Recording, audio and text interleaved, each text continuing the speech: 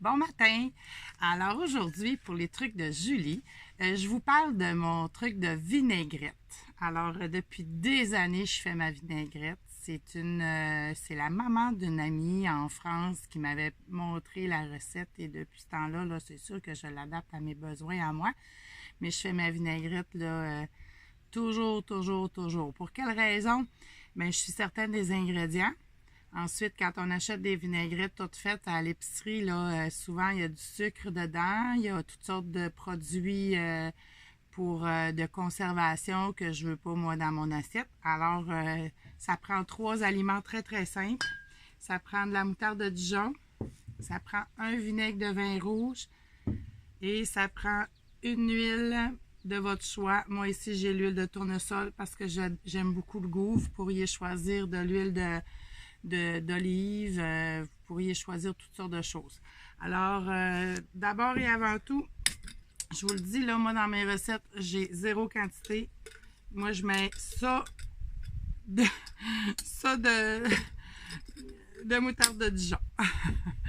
Puis, après ça, je mets une petite flopée de vinaigre de vin rouge. Pourquoi une petite flopée? Pourquoi tout de suite le vinaigre de vin rouge? La moutarde de Dijon avec le vin rouge, là, elle va bien se dissoudre. Si vous mettez l'huile tout de suite, elle ne se dissoudra pas comme il faut. Alors, je mets tout de suite le vin rouge. Voilà. Là, la moutarde de Dijon est bien dissoute.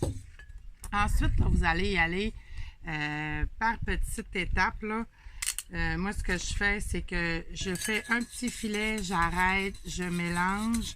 Et je fais un petit filet, j'arrête, je mélange. Puis là, la vinaigrette, là, si vous la mélangez bien, peut-être qu'avec la vidéo, ça ne fera pas la même chose parce que je ne veux pas non plus que ça dure 5 minutes. Là.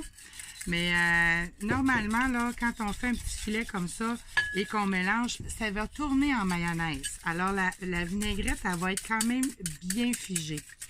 Bien, ça a l'air à fonctionner pas mal. Là. Je ne sais pas si vous voyez, là. Ça vient vite à l'état solide. Alors, il ne faut pas en mettre beaucoup, là. C'est juste ça. Moi, quand elle est assez figée, je la goûte.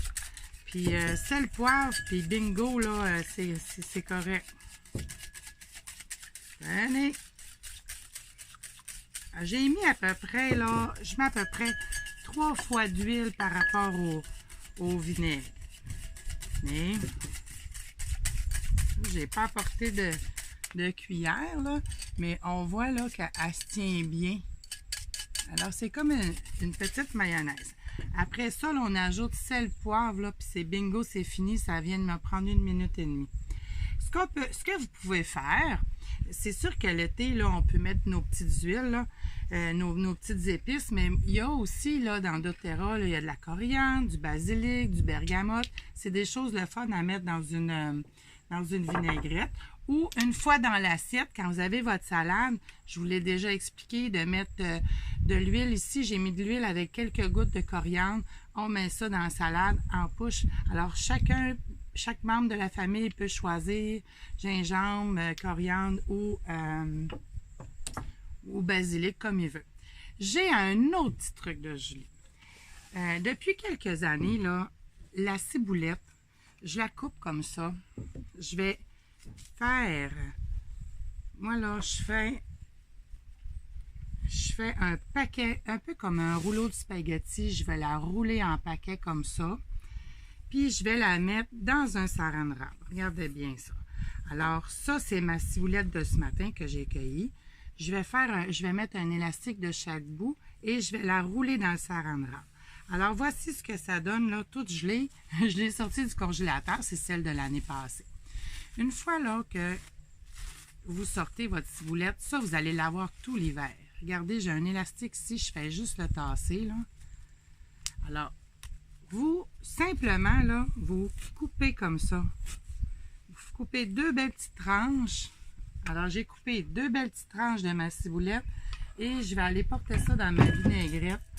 Et voilà, vous allez avoir une belle vinaigrette à la ciboulette ou vous la mettez directement dans vos salades, sur vos fromages à la crème sûre ou des choses comme ça. Moi, je fabrique mon fromage avec mon kéfir. Je mets ça directement là. C'est le fun parce que tout l'hiver, là, vous allez pouvoir couper tranche par tranche votre ciboulette qui est congelée. Puis vous allez pouvoir les mettre dans votre assiette tout l'hiver. Puis ça se garde bien. On le remet, hop, dans le frigidaire, dans le congélateur, excusez. Puis ça se coupe vraiment mieux. Alors pour les trucs de Julie ce matin, j'espère que je vous ai aidé encore une fois. Je vous souhaite une super belle journée. Au revoir!